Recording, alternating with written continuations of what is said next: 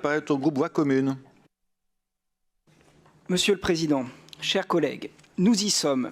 L'instabilité gouvernementale, l'absence d'esprit de suite du Président de la République ont désormais des effets sur la conduite de l'action publique et sur notre collectivité. Le Conseil qui s'ouvre va nous conduire à faire des choix majeurs pour les grands Lyonnais et les grandes Lyonnaises.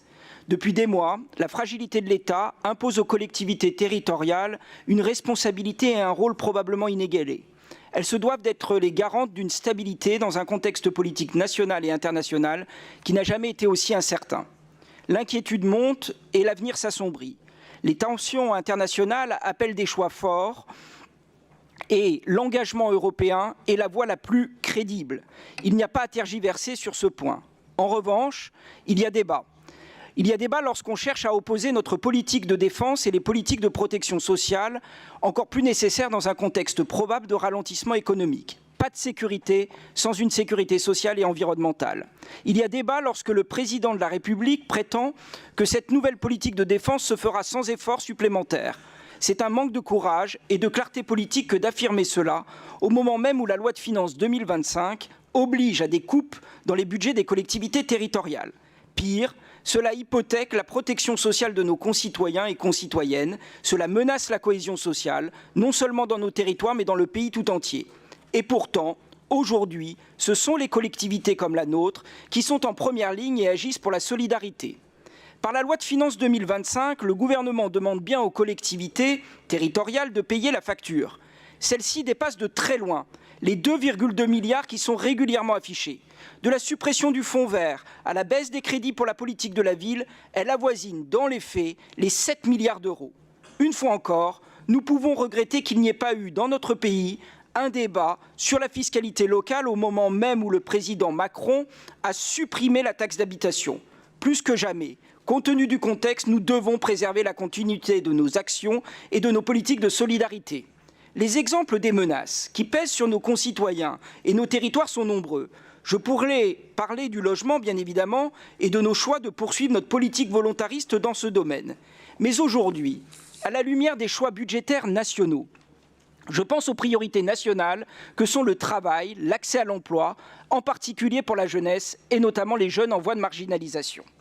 En matière d'insertion, d'emploi, la baisse de 3,4 milliards d'euros dans la loi de finances 2025 a des effets majeurs. La suppression de dispositifs tels que le contrat d'engagement jeune, les contrats jeunes en rupture, met nos territoires et nos missions locales en grande difficulté. De notre côté, le budget dédié à l'insertion et l'emploi a été nettement supérieur sous ce mandat, avec une augmentation annuelle en moyenne de près de 30% par rapport à la période 2015-2020, via notamment les subventions d'accompagnement à l'insertion professionnelle. La loi plein emploi, stigmatisant la pauvreté, s'est résumée à une posture. Les moyens n'ont pas suivi. Toutefois, la métropole est en première ligne et à l'aune des succès de l'accompagnement renforcé du RSA sur le territoire de Givors-Grigny, nous mesurons que nous devrons déployer dans les prochaines années une politique plus forte en matière d'accompagnement. Nous ne devrons pas lâcher pour que les quartiers populaires plus exposés que les autres ne décrochent pas.